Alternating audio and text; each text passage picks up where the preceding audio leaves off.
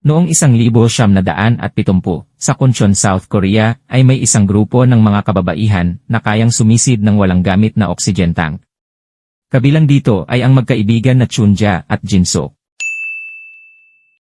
Sa lugar nila ay sila lang ang may kakayahang magtagal ng ilang minuto sa ilalim ng tubig. Kaya naman ginamit nila ito para mangolekta ng mga seafoods at talaba upang maibenta.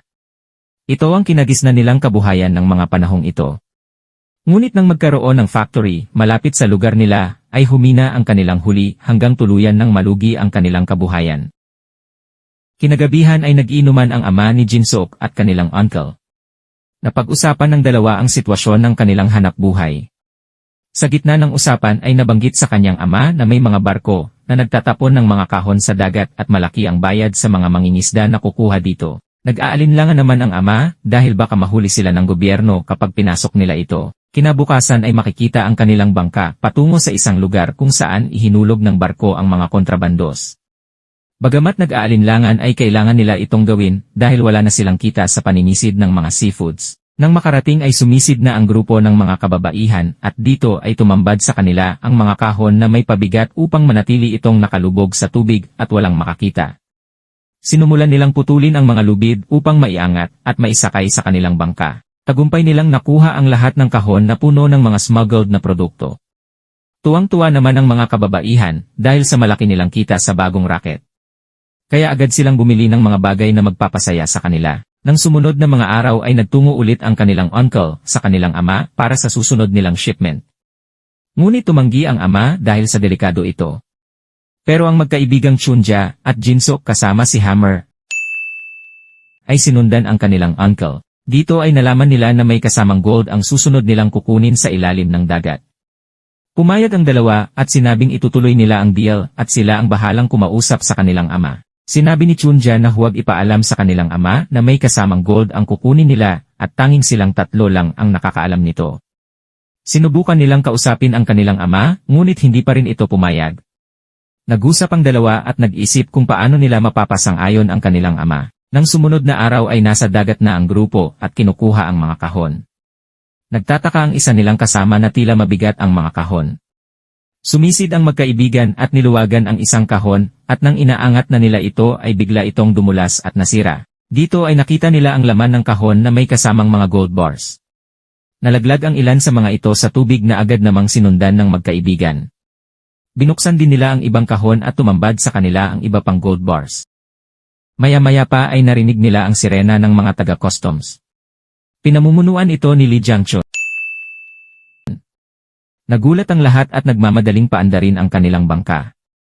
Tinapon din nila ulit sa dagat ang mga kahon. Nang iakyat nila ang angkla, ay biglang sumabit ito sa bato. Pinagtulungan nila itong hilahin, ngunit bumigay ang tali at tumama sa kanilang kasama na naging dahilan ng pagkahulog nito. Tumalon ang kanilang ama para iligtas ito, ngunit sumabit ang paa nito sa lambat at kinain ng elisi. Namatay ang dalawa at nahuli ang grupo maliban kay Chunja na nakalangoy papalayo. Si Jinsuk ang pinakamatagal na nakulong sa lahat, habang ang iba ay nakalaya na at bumibisita sa kanya, ay napag-usapan nila kung paano silang nahuli ng mga taga-customs at si Chunja ang kanilang naisip na nagtraidor sa kanila. Naalala ni Jinsuk ang pinagsamahan nilang magkaibigan at sa galit ay nagwala ito sa loob ng kulungan. Kinabukasan nang bumisita si Hammer sa kanya, ay inutusan niya itong hanapin si Chunja.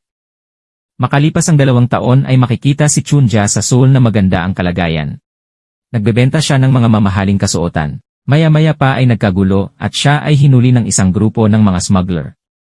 Pinamumunuan ito ni Sergeant Kwon at gusto siya nitong patayin dahil pinasok niya ang kanilang teritoryo. Ngunit sinabi ni Chunja na may alam siyang paraan para makapasok sa South Korea ang mga smuggled na produkto ni Sergeant Kwon nang hindi nahuhuli.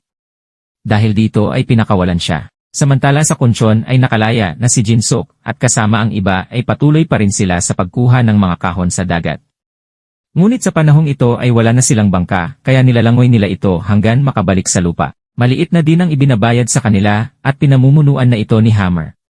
Bumalik sa lugar si Chunja at kinausap si Hammer tungkol sa kanilang plano ni Sergeant Kwon na doon ito idadaan sa lugar nila ang kanyang mga produkto upang hindi ito mahuli. Ngunit tila hindi pumayag si Hammer sa kanilang makukuhang kapalit kaya tinawagan niya si Sergeant Kwon upang personal itong pumunta para sa deal. Nang sumunod na araw ay nalaman na rin ni Jin-sok na bumalik si Chunja sa kanilang lugar. Agad niya itong pinuntahan, at nang magkita ang dalawa, ay nagpalitan agad ng sampal ang mga ito. Nalaman ni Jin-sok ang kanilang pinaplano na pag-smuggle. Sinabihan niya ang kanyang mga kasamahan na huwag sasama sa plano ng walang pahintulot sa kanya. Dahil dito ay hindi makapagpatuloy ang plano ni Chunja dahil walang sisisid para sa kanila. Kinaumagahan ay ipinakita nila kay Sergeant Kwon ang lugar kung saan ibabagsak ang mga kahon. Dito ay napag-usapan nila ang problema sa mga sisisid at sinabi ni Chunja na ayaw ng mga ito sumama dahil maliit ang ibinabayad ni Hammer sa mga ito. Sinabi niya kay Sergeant Kwon na siya na ang bahalang kumausap sa mga divers kapalit ng maayos na bayad para sa mga ito. Sumang-ayon naman si Sergeant Kwon. Nung gabing iyon, habang naglilinis ng isda ang grupo ni Jin-sok ay nakiusap ang isa sa mga ito na payagan siyang sumisid para kay Chunja, upang may maipakain sa kanyang anak dahil nawala ng trabaho ang kanyang asawa. Nang makaalis ang iba ay dumating si Chunja at nag-usap ang dalawa. Dito ay ipinaliwanag ni Chunja na hindi siya ang traidor sa kanilang grupo at tumakas siya sa kadahilanang hindi siya pwedeng mahuli.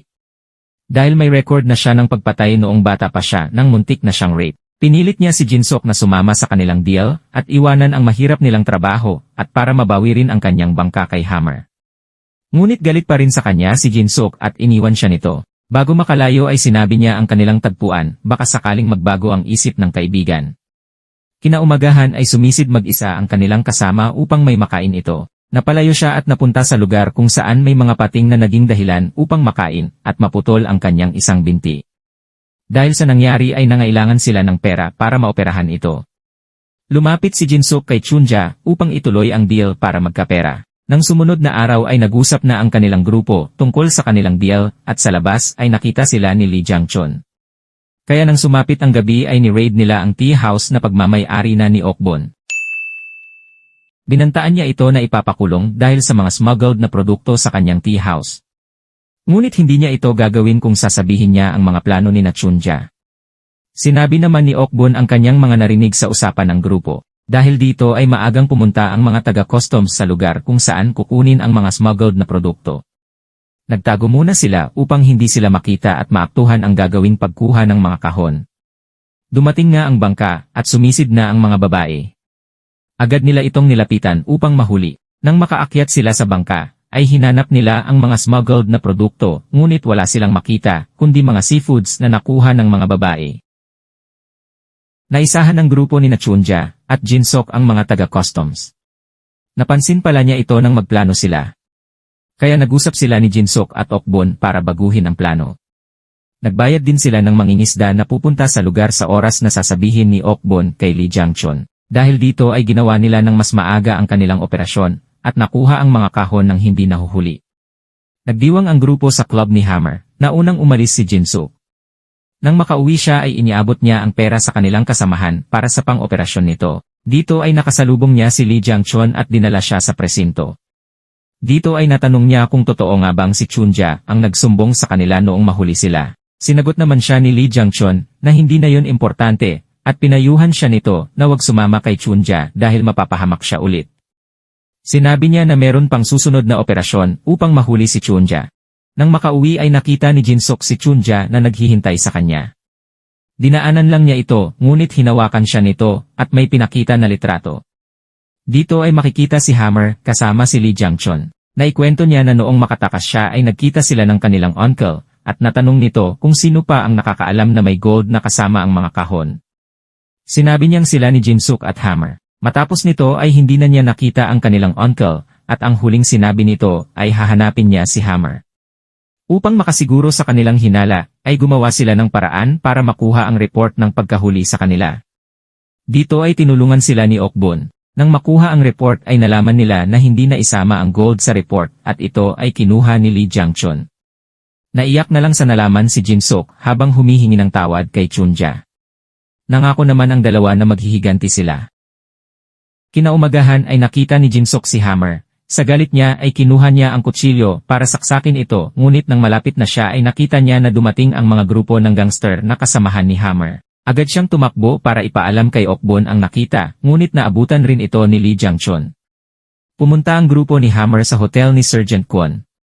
Kinatok nila ang pinto, ngunit nauna lumabas sa kabilang kwarto ang kasama ni Sergeant Kwon. Sinugod ito ng grupo, habang pinipilit naman ni Hammer na buksan ang pinto sa kwarto ni Sergeant Kwon. Itinago ni Sergeant Kwon si Chunja sa isang kwarto, habang siya ang nakipaglaban sa grupo ni Hammer. Nasaksak ni Sergeant Kwon si Hammer, ngunit may balot ang kanyang katawan, kaya hindi niya ito napatay. Nagpatuloy ang laban habang si Chunja ay takot at nang magbukas ang pinto ay nakita niya si Sergeant Kwon, ngunit may saksak ito ng kutsilyo at natumba. Maya-maya pa ay pumasok na ang grupo ni Hammer, at nang siya naman ang sasaksakin, ay sinabi niya na may darating na shipment at siya lang ang nakakaalam kung saan. Kaya dinala na lang siya sa hideout ni Hammer. Samantala dumating naman si Jin Sook sa tea house at dito ay nakita niyang sinaktan si Okbon ni Lee Jang-chon. Sinabi niya na may darating na shipment na may kasamang diamonds at gusto ni Hammer na masolo ang mga ito. Agad tumawag ng pulis si Lee Jang-chon upang i-raid ang hideout ni Hammer. Dumating sila sa lugar at pinasuko ang grupo ni Hammer, ngunit nanlaban ang mga ito. Sa huli ay nahuli rin sila. Binigyan naman ni Lee Jang-chon ang pulis ng Rolex upang iwanan sa kanya ang grupo ni Hammer at ang mga gangster na lang ang ikulong. Nang makaalis ang mga pulis ay bumalik sila sa hideout ni Hammer.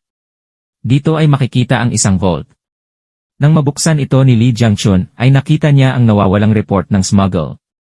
Ito ay inilagay ni Okbon upang pag-awayin ang dalawa. Isinakay naman silang lahat ni Lee Jang-chon papunta sa lugar kung saan ihinulog ang mga kahon. Nang makarating sila sa lugar ay nag-aalangan ang grupo ni Chunja dahil dito ang lugar kung saan maraming pating. Ngunit wala silang magawa dahil may baril si Lee Jang-chon. Matapos nito ay inutusan niya naman ang grupo ni Hammer na isuot ang oxygen tank at sundan sina Chunja upang patayin. Agad namang napansin ng grupo ni Chunja sila Hammer. Dahil sa sanay sa ilalim ng tubig, ay hirap na mahabol ang mga babae. Walang gamit na dala kaya nahirapan sina Chunja na maputol ang lubid, at sa tuwing sila, ay aahon pinapaputukan sila ni Lee Jang-chon. Kapag sumisid naman sila ay hinahabol sila ng grupo ni Hammer. Ngunit dahil sa kanilang kakayahan sa ilalim ng tubig, ay hindi sila mahuli-huli, at pinagtulungan nilang isa-isahin ang mga kalalakihan. Maya-maya pa ay dumating na ang pating dahil naamoy nito ang mga dugo nila. Nakain ito ang ibang kasamahan ni Hammer. Samantala habang nag-aabang si Lee Jang-chon ay bigla siyang sinugod ni Okbon, kaya nahulog ang dalawa sa tubig. Dito ay pinagtulungan siya ng grupo ni Chunja hanggang sa malunod. Si Jin Sook naman ay hinahabol ni Hammer, at nasugatan niya ito, at nakuha ang bag na may lamang diamonds. Naamoy naman ng pating ang dugo ni Jin Sook kaya hinabol siya nito. Mabuti na lang hindi siya naabutan. Hindi nila napansin na nakaakyat na din si Hammer sa bangka, at may dala itong baril. Pinabalik niya ang mga babae sa tubig. Wala naman nagawa ang mga ito kundi tumalon ulit. Matapos nito ay binuksan ni Hammer ang bag at nakita niya ang laman nito. Dali-dali niyang pinaandar ang makina para umalis. Ang hindi niya alam ay ipinasok ni Chunja sa bato ang angkla kaya di siya makaalis. Paglingon niya ay nasa likod na niya si Chunja at ito naman ang may hawak ng baril. Maya-maya pa ay naputol ang lubid at tumama kay Hammer kaya nahulog ito sa tubig. Nagmamakaawa ito, ngunit hindi siya pinansin at binato pa ng baril ni Chunja. Nabawi ni Jin Sook ang bangka ng kanyang ama, at siya na ngayon ang bagong kapitan nito.